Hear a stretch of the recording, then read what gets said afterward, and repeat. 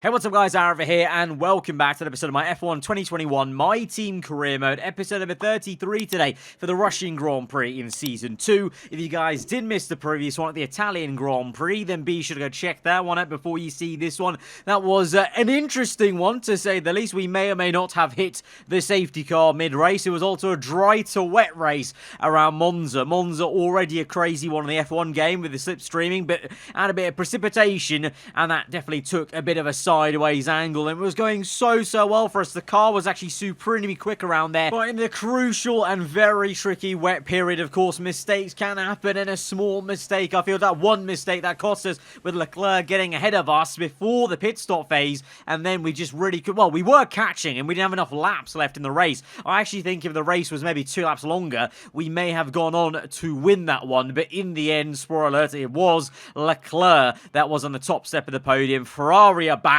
and they are on the top step. They've been improving steadily over the last couple episodes, and I think last episode proved that they are now back, at the top of Formula 1 in this career mode save bars. That's their first win of this season, and their first win since, season 1, of course, whenever they last won. And, on the R&D chart, they've just been going up and up and up, and they've caught us up, basically. I'm pretty sure they're very much on level terms with us. And, of course, since the last episode, which was a couple of days ago, since I recorded the episode, though, we've had the latest patch come in for the F1 game. So the R&D chart may look slightly different, with performances changing, of course, for every single car. The cars themselves across the board may be slower, but also team to team there may be a difference. But we're having a look at upgrades ourselves and kind of seeing what we can do. And very much now, apart from maybe, 1 or 2 or just 1 chassis upgrade, I have pretty much got to the end of what I can do with this car. I now need to have Spec 3 on any of the departments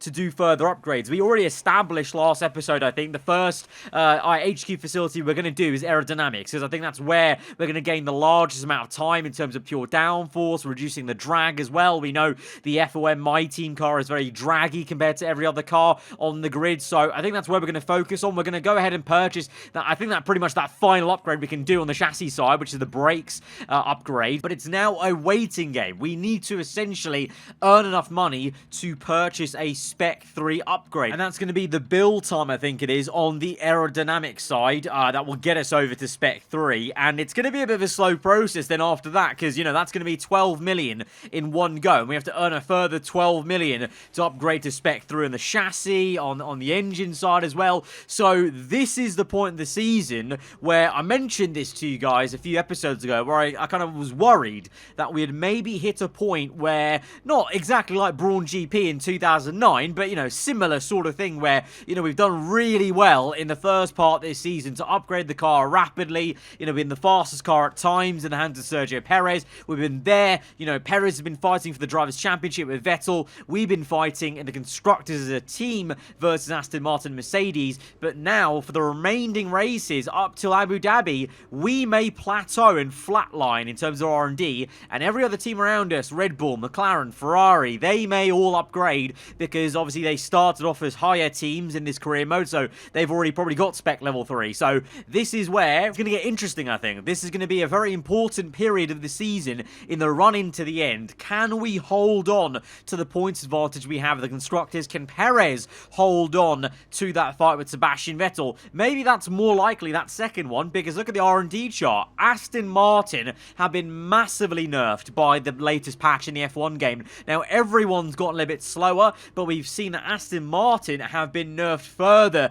than every other team in that kind of little top mid-pack there. And McLaren, Ferrari, and Red Bull have all closed back up to us. So if you watch back last episode and compare the R&D graph to this episode, add in the upgrades people have made into the Russian Grand Prix race weekend, you can see how much Aston Martin have fell off in terms of R&D basically after the patch. Obviously, we know the AI makes a massive difference. Vettel, he's been on amazing form. I will say until last episode, of course, he had that massive error around Monza that saw him have no points, but I'm sure he'll bounce back. I think he had pretty good focus. So, he could still fight there. The AI could still drag the car up, and Vettel could drag the Aston up still to good positions. But in terms of the pure car, Aston Martin are now on the back foot, which means it opens the door for us to try and carry this home to the end of the season, but also opens the door up for, Ferrari, probably more likely McLaren and Mercedes because they're nearer to us in the championship in terms of points. It opens the door for them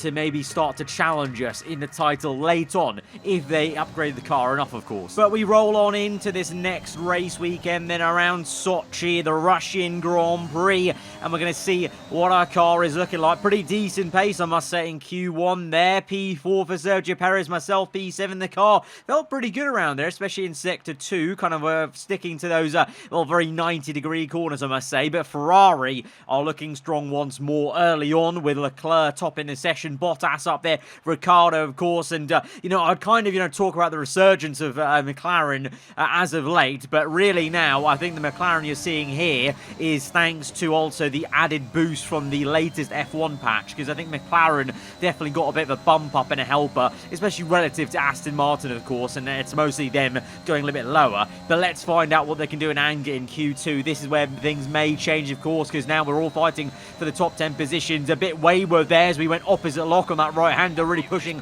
the car to limits, trying to get on the power as early as we can, but we are going to make it through into the top 10 shootout, looking quite strong there with Sergio Perez. Both of us equally matched for 3rd and 4th place there. Lando Norris, though, quickest of all. Leclerc 2nd. Sebastian Vettel does make it through, but his teammate Lance Stroll's knocked out, but Hamilton is also knocked out. So despite Mercedes looking strong on the R&D graph, Hamilton falters once again. I think it's the second time in 3 races where Hamilton has been knocked out of the of Q2. I think he got knocked out of Hungary, did he not? Or maybe the Belgium Grand Prix, I can't quite remember. But here we are then into the top 10 shootout. Bit of a mistake there from me, I must admit, into that right-hander under the bridge. Went a bit too deep into that, trying to brake as late as I dare. So I definitely think there's a bit of time to find then on a second flying lap. Let's see at the moment. Sergio Perez only P6, so maybe our car actually, when it comes down to it, Q3, everyone turns up the wick, the track is at the quickest. Maybe we're on the back foot, but we've gone purple here. So that's very good news, but it's close. In the last sector, we're losing a bit of time.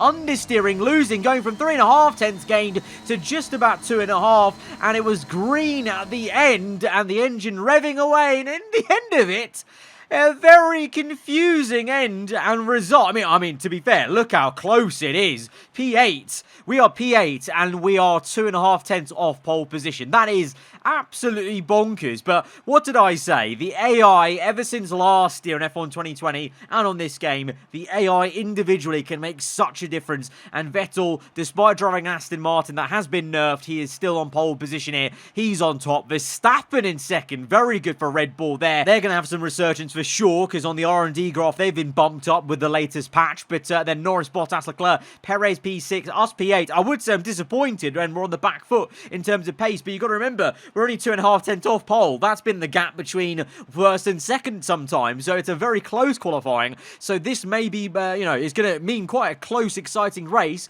potentially, because there is some rain, though, forecast for Sunday, I must say. So that could be another spanner in the works, and that could spread out the field. Let's hope our car is as quick in the wet as it is in the dry, and at least as close as it is to the other teams around us. Let's go to the grid and find out. Welcome along then to Sochi and the Russian Grand Prix, one of 8 cities in the world to play host to both the Olympics and a Formula 1 race. It's a Grand Prix that's proven difficult to crack for anyone beyond the first 2 rows of the grid in recent years, so let's see if that can change today. Well, it's certainly not the best weather out on the Sochi street circuit today, a track that boasts 18 corners, 12 to the right and 6 to the left. And it's a track that combines both fast corners and long straights, resulting in speeds of excess of 200 miles an hour. But with these conditions, I wouldn't be surprised if we see a safety car out there today. It's not going to be plain sailing for our drivers today, although with the sky falling as it is, perhaps sailing isn't too far from the truth. Anthony Davidson, could be a wet one today. Great to have you with us. What are your thoughts? It is a touch damp, isn't it? Well, as a driver, there are 3 big things to worry about when racing in these kind of conditions: standing water, tyre temperature and visibility. Judging distance to the cars around you is really tricky when you're driving through the vast amounts of spray that these wet weather Pirelli tyres kick up. Off the back of a fantastic qualifying session, it's time to see how our starting grid looks for today's race. Sebastian Vettel has a clear track ahead of him today. He starts in pole position, edging out Max Verstappen, who'll start from P2. Looking down the rest of the grid we have Norris, Bottas, Sergio Perez and Sainz. The owner driver, Ricciardo, Fernando Alonso and Lewis Hamilton. Stroll, Gasly, George Russell and Leclerc. They've taken a grid penalty. Tsunoda, Joe, Antonio Giovinazzi and Nicholas Latifi. Mazepin, Mick Schumacher, Ocon and Callum Islet. That's it then, it's time to go racing as we head to trackside for today's race. So yeah, it is very much raining then around Sochi for this Russian Grand Prix. We start in P7, actually, as we get elevated one position due to someone having a grid penalty, but it is still Perez right ahead of us then, and you've got the likes of Sebastian Vettel on the front row on pole position. He is the one, though, chasing Perez in the championship now after that very poor race for him at the Italian Grand Prix. So it's still very much Perez's championship to try and control, and, well, like I said, I'm hoping we don't lose too much pace in the wet versus everyone in the dry, because if it's as close as it was in the dry there in Q3, 2.5 tenths covering us 7 there on the top of the grid, then this could be quite a close race. But it's going to be a bit of a drab one in terms of strategy. It's going to be either a one stop if the tyres hold on, but there may be a chance of, I don't know, if the tyre wear's high enough and the tracker allows it, the grip levels and whatever play into it, maybe doing an extra stop and going a little bit quicker on that second set might be worthwhile.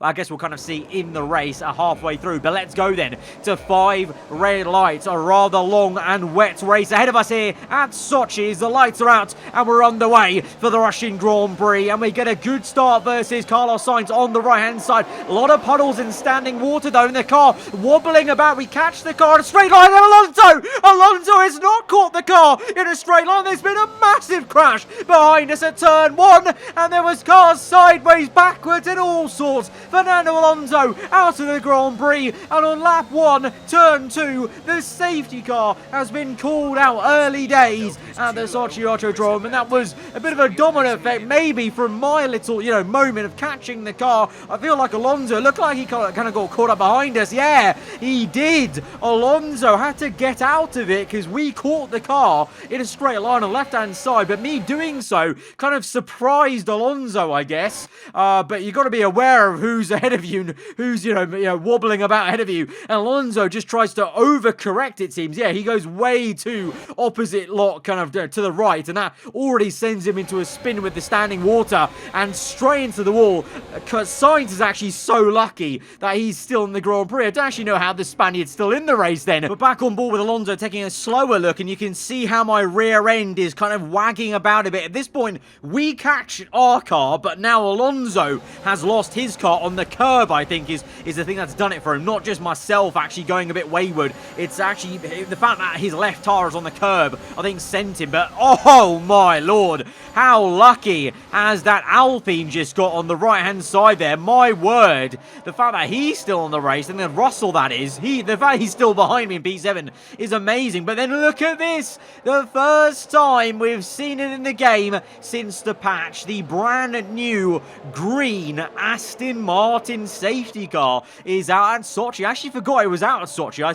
I knew it was at Singapore, which is the next race, but I didn't actually, I forgot that they use the Aston Martin safety car around Russia. So that's quite nice and neat actually to see that for the first time then in the game since the patch came in over the weekend. So here we are then on lap number 3, 2 laps of the safety car, and we're now going again, and we're on the green in P6. Russell actually has 10 seconds of penalties. I don't know why. I guess gaining an unfair advantage, the FIA feel, I don't know. But we move on to lap number 6. We couldn't quite do anything on the opening laps after the safety car had come in on Valtteri Bottas. In the lead is actually Sebastian Vettel. We didn't see that on lap 1, but Verstappen got into the lead at turn 2, and he is the one that leads the way then. We know how good in the wet Verstappen is. Then second place is Vettel, Norris third, Perez then in 4th place, Bottas 5th place. But for how much longer can we try and join Perez just behind him as we we go for the move on the outside, squeeze Bottas into the curb, round the outside we go, under the bridge, into the inside for the left-hander, and we're up into P5. So we line up P4 and 5, the team right now. At this moment, you know, Perez wouldn't really mind finishing here, I feel, but, you know, hopefully he could try and get on the back of Norris and then overtake him and then pressurise his championship rival, Sebastian Vettel. Maybe we can do that for him. It's been hard to gauge the wet weather pace, really, because we've not really had too many consecutive laps where we've been at full pelt, you know, coming off the safety car is very hard to judge. So let's see now how these next laps go. But lap 7, Verstappen is the one with a commanding lead, 3.5. So he's pulling away from Vettel. So let's see if we can try and close up to Perez and see what we can do from there. But we've got a puncher! Oh, what's happened? What just happened in a straight line? We just got a puncher. The front right's gone pop and it's delaminating. We've got off onto turn 2 and at turn 3, look at the tyre wall. It's completely off its carcass and the structure has completely been lost and we're going so slow. We're already down to P10. For goodness sake, what is going on in this race? It's all kicking off around Russia. Where has that come from? Where did that I was driving in a straight line, for goodness sake. Where there must have been some debris, maybe from lap 1, because that's definitely not the tyre wear. We're on like 13% on the other tyres, so that's gone from 13 to 100 real damn quick. Let's look at a replay then, and it just goes pop. It just goes pop. I don't actually understand what's happened, because from that speed, I can't tell. Let's rewind, slow it down, and let's see. Oh my god. That's what it was. That little bit of carbon fibre, and that was the Red Bull front wing debris from Fernando Alonso. Alonso's out of this Grand Prix, and so in the words of Fernando Alonso, you know, that's essentially some karma, maybe. The fact that obviously Alonso essentially span out on lap 1 due to me having to catch the car off the exit of turn 1 on lap 1, you know, sent him out, and then his debris left on the circuit is what's given me a punching. But, you know, we had a safety car. Why was that not picked up off the circuit? You know, no one, you know, a marshal's not done their job if they've left a big bit of debris. That was a chunky bit of front wing to leave in the middle of the circuit, right on the pit lane exit line as well, where you come out the pits as well. And for whatever reason, we are slow as a turtle going down that pit lane. We actually sped up comically as we entered the pit box, so the game, for whatever reason, unable to kind of get me through down that pit lane at the pit lane speed limit. So we've lost so much time. We have 42 seconds behind Schumacher now in the Haas in P21. Obviously, I know there's a pit stop involved as well, but we've lost a lot of time just trundling around slowly with the puncher in the pit lane as well. And it's lap 8. It's very early days, so we just, you know, we carry on and persevere, and we're praying for a safety car to help us out, maybe to bunch the field. And on lap 15, I was hoping this would be it, because look at Callum Ilott. I'm sorry. Ilott sideways, reversing into the racing line. How is that not a second safety car? If the safety car came out then, I would have actually been golden. The car is not damaged elsewhere. We've got a quick car, because I've said the fast lap of the Grand Prix in clean air on fresher, wet tyres. If the safety car came out, well and truly, I would have been right back into this Grand Prix. But alas, we continue on our very, very lonely Grand Prix. Lap 21 this is, so we're almost at the end of the race now, I must say. So we've not really even had a race today. We've had a couple of laps of racing. Lap 1, the chaos, you know, overtaking Bottas, and then the puncher basically put me in no man's land, racing myself, trying to catch up to these slower cars of Ilott and Mazepin in the Williams. Also, Sainz and Hamilton caught up behind. I think that's Tsunoda in the AlphaTauri. I think those guys, I think Sainz and Hamilton, they surely must have floor damage from making contact with Alonso and, you know, with other people lap 1, because I don't know why they're so slow, and I've caught them up, you know, they've not made a pit stop. But speaking of people making pit stops, Max Verstappen then later, lap 23, this is on to 24. Verstappen's come in. His tyre wear is too high. Red Bull don't think he can make it. And so I think for another time in the season, Red Bull's tyre wear, their very poor tyre wear that we've seen before at Zandvoort, has come a cropper. And it's meant that Sebastian Vettel leads the race now. Perez is in second because Lando Norris, who was in the top 4, who was ahead of Perez and Vettel, or in between those two, I might say. He's pit as well, along with Leclerc. But Vettel and Perez, they continue on. So once again, Perez showing his, good tyre wear kind of attributes. And the same for the 4-time world champion, Sebastian Vettel. So the two championship rivals, funnily enough, are once again in the top 2 of this race. But Vettel, he needs this race win if he goes on to win this one. There's only 1 second though, so maybe Perez could overtake him, I don't know. But if he goes on to win this one, that's massive to bounce back from that DNF he had at the Italian Grand Prix. We go back to our POV, lap 24. 3 laps to go in this Grand Prix. Sainz, Hamilton and Tsunoda ahead of us, as you can see. And yeah, like I said, I feel like they definitely have floor damage, because I don't know how they've not been able to overtake Tsunoda. And they're all going very slow compared to myself. Norris now steals the fast lap of the Grand Prix from me on those fresher, even fresher, wet tyres. We send one down the inside and drift our way through into the right-hander as the rear end steps out and locks a bit. But we get up into P14 then. Tsunoda will be easy pickings as well up into P13, I should think, onto the main straight. And then we have a look ahead of us. We've got Russell with a 5-second penalty, so he's made a pit stop then, that must mean, but he's 9 seconds up the road. So if we can close up obviously within 4 seconds, we'll overtake him with the penalty. But then after that, it's P11 and 10. We have to go chasing after them properly if they don't have penalties. So there's not enough laps left. If there was maybe 10 laps to go, at the pace I'm going, I genuinely could have maybe got back into the points. Potentially, but at this rate, it looks like we'll just miss out maybe and close up to George Russell as we overtake Yuki Tsunoda. And we look on then, onto the last lap of this Grand Prix. Verstappen is in P3, he's caught back up to Perez. Look at that, but it's going to be Sebastian Vettel that wins the Russian Grand Prix. He bounces back from the misery at the Italian Grand Prix and will close up to Perez in the championship. But Checo comes home in second place. There's another podium for him. It's another podium for the team on that side of the garage as we move back to our POV onto the last lap. We've closed up to Russell. GIOVINAZZI, look at that though, ahead. Latifi, P10, we are so close. We have done so well. I'm sorry, the pace we've shown has been unreal and everyone's been so much slower than us and the Red Bull and I guess the McLaren really, because we've closed up to Latifi. Give it, 2 more laps at this pace and we would have been back into the points paying positions, 1 single point after, that dismal puncher and slow lap for us. So in the end, it's P11. It's no points for us.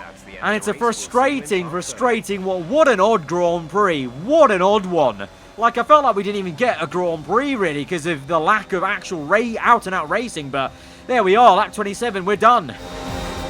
Well, today, we've witnessed some great battles here in Sochi, and they've taken a fantastic win.